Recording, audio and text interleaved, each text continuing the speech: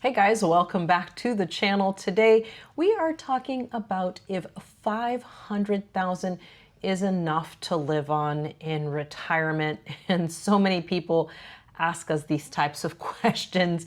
They're looking at the prospects and looking at planning to the future and towards retirement.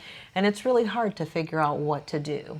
Yeah, we actually started this journey with less than 500K, and so we know firsthand what it is like to try to live on that type of budget and what kind of pitfalls you'll run into, and if it's even possible. And the short answer is that it is definitely possible to do it. It's really, when you're trying to live on that amount of money, it's really a question of what sacrifices are you willing to make, what are you willing to give up, and how are you willing to live, because most of the world will never have 500K to their name. So if you are anywhere close to that, you're in the top 1% of the world, and it obviously has to be possible because the whole world is living somewhere. So it's just a matter of, you may not be able to live exactly where you want or how you want, but you will be able to live somewhere doing something on 500K. So we're going to break down what that will look like, and will you be comfortable doing it, is the other question. So we're going to start with the money that you'll have, and you do have to factor in, we don't know what country you're from watching this. If you're an American, though, there is a pretty good chance you're going to have some Social Security. Now, the average couple will get around $3,000 per month in Social Security, so you do have to factor that into the equation as well. But we're going to pretend that that's not in the equation, because if you factor 300,000 or 3,000 a month from Social Security and you have 500K, that pushes you way over the threshold. That's going to get you more like $5,000 to $6,000 a month. And at that rate, you would have no problem living. I mean, we've been living for the last 8 years on $4,000 a month. So it's right. easily doable. And we've been living a pretty high lifestyle. Yeah, not only are we living, the level that we were before we, took off, sold off, retired, and moved out of the country, but I think the big factor here is the increase in quality of life. In, while we've been living off of less than 500,000, but somehow it's just as good and the quality of life is better. Yeah, it is. So really the question is, how much money per month are you trying to live on? And if you have that 500K, let's say you have it invested in a dividend portfolio, and that's bringing in $2,500 a month that you can use without reducing your principal. That, along with any other pension, Social Security you have, is kind of your starting point, and you can live a pretty nice life for $3,000.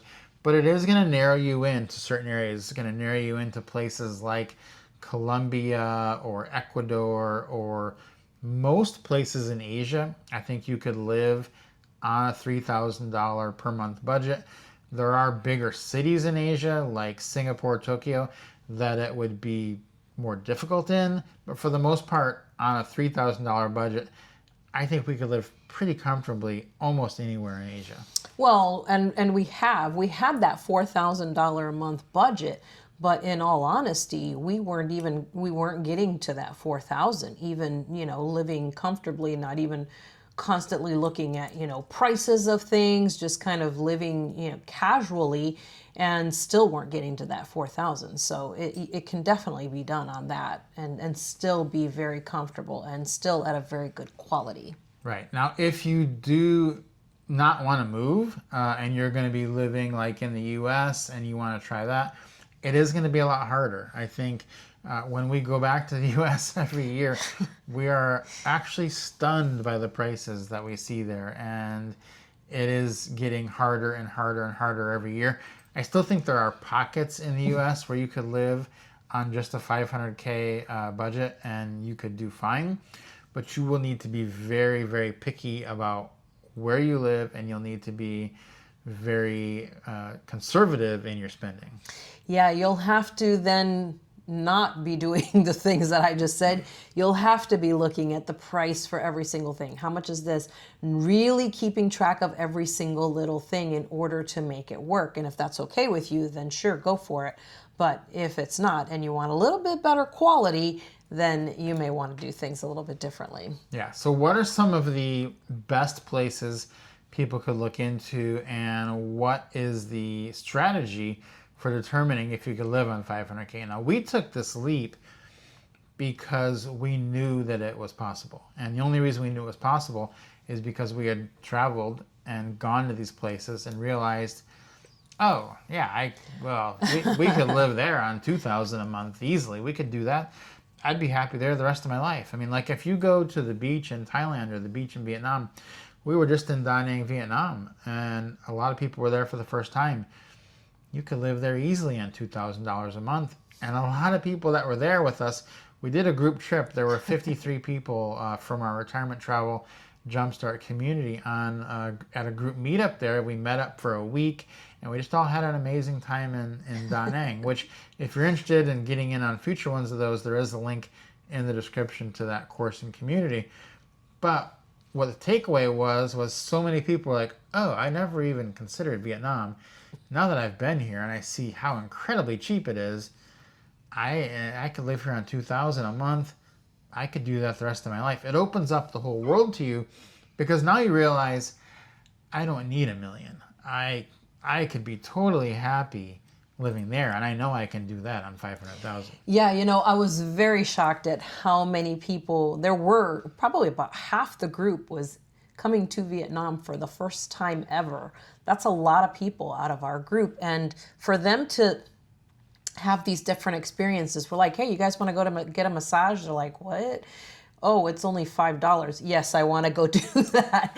And then somehow they would be there every day. They're like, okay, I can see how this would work, long term. And then to see how much it is to eat in restaurants, how much, housing is, and just the quality of life that you would have in these places. You have to go to really get the full grasp of it. It's hard to explain it if you've not been to some of these countries and experienced some of these things, and just the kindness and the joy of the people who are living in those places as well. It just kind of brings you up, lifts you up, being around people who are like that. And I think that's the thing about this, is that we get, I think as Americans, we get fixated on, how high can I get this number before I can say I'm out of here. And, we've said it before in other videos, you're giving away some of the best years of your life, just clocking in and clocking out for this job when you've got more than enough, kind of stacked up somewhere. And you could walk away and start, get a better quality of life. And the thing about it is that, you still have options to do other things in the future. Just because you retire doesn't mean you can't do something for fun on the side that you're also making money at. Yeah, it really comes down to how much safety do you want to rack up, and you're paying a price for that safety though, because for every level of safety you add by working and staying and doing more to get that safety, you're giving up present time that you could be doing something you wanted to do. And you never really know, because it's a guessing game. You never know how much safety you're going to need in the end, but you really never know how much time you have on the front. And a lot of people go too far. They'll try to save up $3 million, and then they never even come close to using that money, and they wish they had retired earlier. And so you don't hear that often about people that retired too soon and then they wish they had worked longer, because you just don't hear that very often. Because most people, if they get into a situation where the money gets a little bit tight, they have a couple options nowadays that they didn't used to have. They can either go to cheaper countries, and which is one thing they do. They can go to Cambodia, they can go to Vietnam, and those are amazing countries. Like, we love going there. Look, we make a lot of money on YouTube. We could be spending, we talk about on some of our other videos, we started this with a $4,000 budget, but we're making 5 times that a month. We could be doing anything we want. We're still going to Cambodia and spending $3,000 a month, even though we're making $15,000, $20,000. because it's just good. It's not like it's a punishment to go there. It's not like it's a punishment to live in Japan or Vietnam. It's actually better. We could go back to the United States and do whatever we wanted. People aren't doing this because it's worse. They're doing it because it's better and it's cheaper. And that's the kicker. I think when you put those two together, like I said, you got your better quality of life and you've got great experiences culturally and with, people that you meet along the way. And then, to throw in the fact that it's not that expensive to do it and you still get all of those things, it really feels like a no-brainer to me. Yeah. So a couple of the places you could do this, you've got Vietnam we touched on. Mm-hmm. You've got Thailand, which is probably a little bit more expensive than Vietnam, but $3,000 a month you could do easily there. $4,000 a month you can do whatever you want. And believe me, you can do whatever you want in Thailand. They have everything. They have things we've never even heard of in the United States. It's like, they have what? You can do what? Like it's amazing. It's funny because everybody goes to Bangkok eventually that does full-time travel, and they eventually get there and they start seeing some of the things, like some of the malls they have there, and they're just blown away. They cannot believe what they've been sold as a lie their entire life, that America is so advanced and a place like Thailand is so not advanced. It's like they're so far more advanced than we are. They have so much better buildings and places to go than we have that it's just shocking. Like it almost short circuits their brain, and you can see them saying, I had no idea. Yeah, just everything is just a different level. And again, it's just such a cool and different experience than what we're used to. And it just really helps to rewire you and give you a completely different perspective. Yeah. So you've also got Cambodia, which is very inexpensive. Those are some of the Asian countries. And then, of course, in closer to America, you have countries like Panama, Ecuador, Mexico, and Colombia that are also quite inexpensive, and places that you can very easily live on $500K if you wanted to do that. They're very nice places. Absolutely. They're fantastic places. We've spent, months in all these different countries, and we've had an incredible experience. I mean, to think that for within our budget, like say in Colombia, we had a housekeeper that came with our apartment in Colombia. That was a part of what we paid for the apartment. And she would come every day if you wanted her to. We didn't because we felt like it was just too much. Not something we were used to, having someone with us all day, every day. But she cooked meals for us, did our laundry, cleaned our apartment. It was unbelievable. We actually became really good friends with her. We're still friends with her, text back and forth with her and keep up with her because she was absolutely amazing. We fell in love with her. And let me just tell you, her cooking was 100% best cooking ever. But just to have access to things like that is just crazy to think that, we had a housekeeper in the US. She came once a month, sometimes twice a month, and she wasn't cooking. She would just come in, clean, and then she was gone.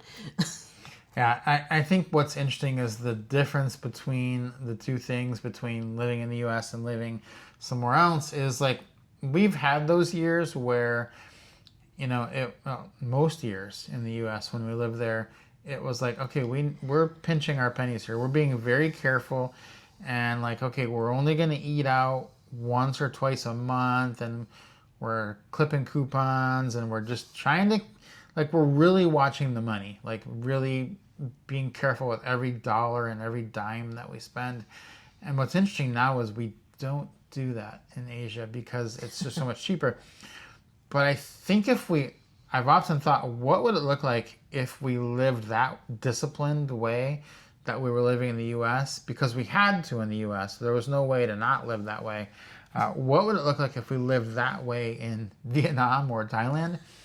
How much could we get the budget down to?